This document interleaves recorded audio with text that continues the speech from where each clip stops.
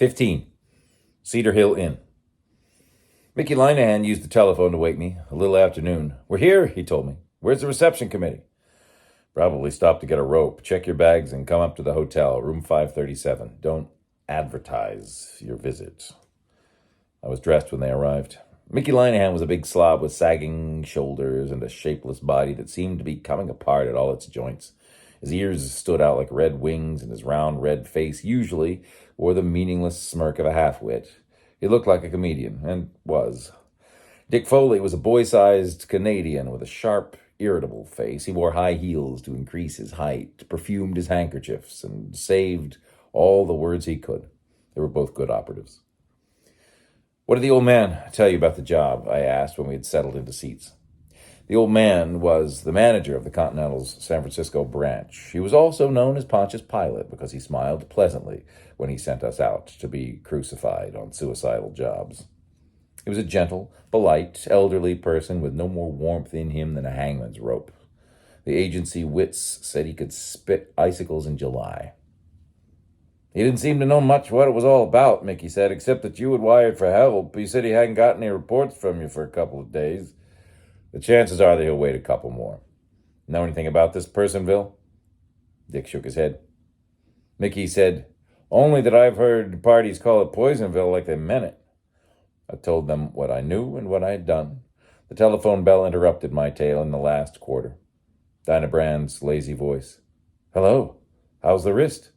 "Only a burn." "What'd you think of the crush out?" "It's not my fault," she said. "I did my part. If Noonan couldn't hold him, that's just too bad. I'm coming downtown to buy a hat this afternoon. I thought I'd drop in and see you for a couple of minutes if you're going to be there." "What time?" "Well, around 3. "Right. I'll expect you. And I'll have that 200 and a dime I owe you." "Do," she said. "That's what I'm coming in for. Ta-ta." I went back to my seat and my story. When I'd finished, Mickey Linehan whistled and said, "No wonder you're scared to send in any reports. The old man wouldn't do much if he knew what you've been up to, would he?" "If it works out the way I want it to, I won't have to report all the distressing details," I said. "It's right enough for the agency to have rules and regulations, but when you're out on a job, you got to do it the best way you can. And anybody that brings any ethics to Poisonville is going to get them all rusty. A report is no place for the dirty details anyway, and I don't want you birds to send any writing back to San Francisco without letting me see it first." "What kind of crimes have you got for us to pull?" Mickey asked. "I want you to take Pete the Finn. Dick will take Lou Yard. You have to play it the way I've been playing. Do what you can, when you can. I have an idea that the pair of them will try to make Noonan let Whisper alone. I don't know what he'll do. He's shifty as hell, and he does want to even up his brother's killing." "After I take this Finnish gent," Mickey said, "what do I do with him? I don't want to brag about how dumb I am, but this job is plain as astronomy to me. I understand everything about it except what you have done and why, and what you're trying to do and how. You can start off by shadowing him. I got to have a wedge that can be put between Pete and Yard, Yard and Noonan, Pete and Noonan, Pete and Thaler, or Yard and Thaler. If we can smash things up enough, break the combination, they'll have their knives in each other's backs doing our work for us. The break between Thaler and Noonan is a starter, but it'll sag on us if we don't help it along. I could buy more dope on the whole lot from Dinah Brand, but there's no use taking anybody into court, no matter what you've got on them. They own the courts, and besides, the courts are too slow for us now. I've got myself tangled up in something, and as soon as the old man smells it, and San Francisco isn't far enough away to fool his nose, he's going to be sitting on the wire asking for explanations. I got to have results to hide the details under. So evidence won't do. What we've got to have is dynamite." "What about our respected client, Mr. Elihu Wilson?" Mickey asked. "What are you planning to do with or to him? Maybe ruin him? Maybe club him into backing us up? I don't care which. You better stay at the Hotel Person, Mickey. And Dick can go to the National. Keep apart. And if you want to keep me from being fired, burn the job up before the old man tumbles. Better write these down." I gave them names, descriptions, and addresses when I had them of Elihu Wilson, Stanley Lewis, his secretary, Dinah Brand, Dan Rolfe Noonan, Max Thaler, alias Whisper, his right-hand man, the chinless Jerry, Mrs. Donald Wilson, Lewis's daughter, who had been Donald Wilson's secretary, and Bill Quint, Dinah's radical ex-boyfriend. "Now, hop to it," I said, "and don't kid yourself that there's any law in Poisonville except what you make for yourself." Mickey said I'd be surprised how many laws he could get along without. Dick said, "So long," and they departed. After breakfast, I went over to the city hall. Noonan's greenish eyes were bleary as if they hadn't been sleeping, and his face had lost some of its color. He pumped my hand up and down as enthusiastically as ever, and the customary amount of cordiality was in his voice and manner. "Any line on Whisper?" I asked, when we had finished the glad handing. "I think I've got something." He looked at the clock on the wall and then at his phone. "I'm expecting word any minute. Sit down." "Who else got away?" "Jerry Hooper and Tony Agosti are the only other ones still out. We picked up the rest. Jerry is Whisper's man Friday, and the Wop's one of his mob. He's the bozo that put the knife in Ike Bush the night of the fight." "Any more of Whisper's mob in?" "No, we just had the three of them, except Buck Wallace, the fellow you potted. He's in the hospital." The chief looked at the wall clock again, and at his watch. It was exactly 2:00. He turned to the phone. It rang. He grabbed it, said, "Noonan talking." "Yes? Yes?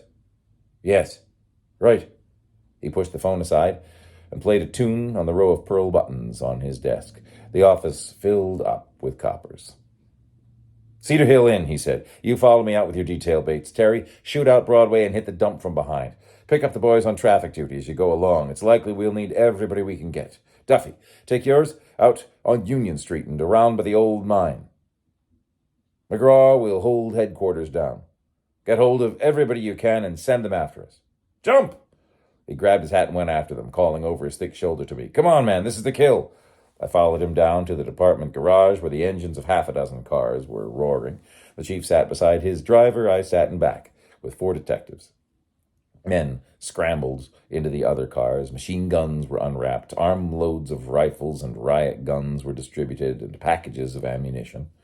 The chief's car got away first, off with a jump that hammered our teeth together. We missed the garage door by half an inch, chased a couple of pedestrians diagonally across the sidewalk, bounced off the curb and into the roadway, missed a truck as narrowly as we had missed the door, and dashed out King Street with our siren wide open. Panicky automobiles darted right and left, regardless of traffic rules, to let us through. It was a lot of fun. I looked back, saw another police car following us, a third turning onto Broadway. Noonan chewed a cold cigar and told the driver, "Give her a bit more, Pat." Pat twisted us around a frightened woman's coupe, put us through a slot between streetcar and laundry wagon, a narrow slot that we couldn't have slipped through if our car hadn't been so smoothly enameled, and said, "All right, but the brakes ain't no good." "That's nice," the gray-mustachioed sleuth on my left said. He didn't sound sincere. Out of the center of the city, there wasn't much traffic to bother us, but the paving was rougher. It was a nice half-hour's ride with everybody getting a chance to sit in everybody else's lap. The last 10 minutes of it was over an uneven road that had hills enough to keep us from forgetting what Pat had said about the brakes. We wound up at the gate topped by a shabby electric sign that had said Cedar Hill Inn before it lost its globes. The roadhouse 20 feet behind the gate was a squat wooden building, painted a moldy green and chiefly surrounded by rubbish. Front door and windows were closed, blank. We followed Noonan out of the car. The machine that had been trailing us came into sight around a bend in the road, slid to rest beside ours, and unloaded its cargo of men and weapons. Noonan ordered this and that. A trio of coppers went around each side of the building. 3 others, including a machine gunner, remained by the gate. The rest of us walked through tin cans, bottles, and ancient newspaper to the front of the house. The gray-mustached detective who had sat beside me in the car carried a red axe. We stepped up on the porch. Noise and fire came out under a windowsill. The gray-mustached detective fell down, hiding the axe under his corpse. The rest of us ran away.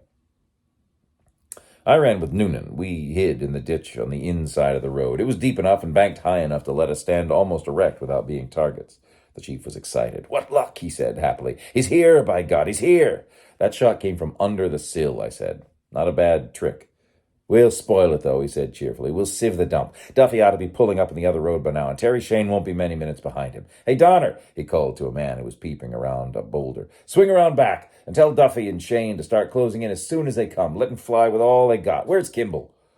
The peeper jerked a thumb toward a tree beyond him. We could only see the upper part of it from our ditch.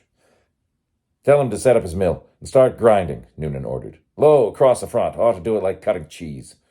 The peeper disappeared. Noonan went up and down the ditch, risking his noodle over the top now and then for a look around, once in a while calling or gesturing to his men. He came back, sat on his heels beside me, gave me a cigar, and lit one for himself. It'll do, he said complacently. Whisper won't have a chance. He's done. The machine gun by the tree fired, haltingly, experimentally, 8 or 10 shots. Noonan grinned and let a smoke ring float out of his mouth. The machine gun settled down to business, grinding out metal like the busy little death factory it was. Noonan blew another smoke ring and said, That's exactly what'll do it. I agreed that it ought to. We leaned against the clay bank and smoked, while farther away another machine gun got going, and then a third. Irregularly, rifles, pistols, shotguns joined in. Noonan nodded approvingly and said, 5 minutes of that will let him know there's a hell. When the 5 minutes were up, I suggested a look at the remains. I gave him a boost up the bank and scrambled up after him. The roadhouse was as bleak and empty looking as before, but more battered. No shots came from it. Plenty were going into it. What do you think? Noonan asked. If there's a cellar, there might be a mouse alive in it. Well, we could finish him afterwards. He took a whistle out of his pocket, made a lot of noise. He waved his fat arms, and the gunfire began dwindling. We had to wait for the word to go all the way around. Then we crashed the door.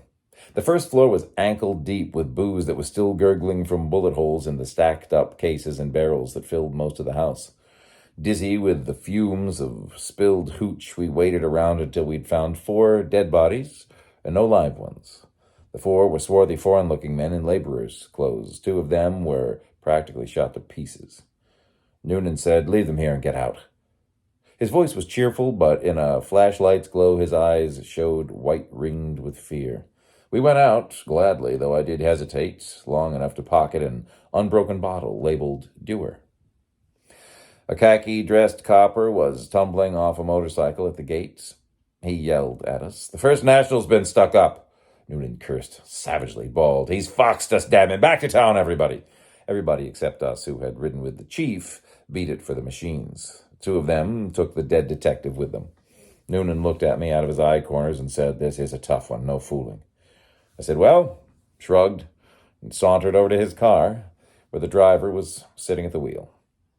I stood with my back to the house, talking to Pat. I don't remember what we talked about. Presently, Noonan and the other sleuths joined us.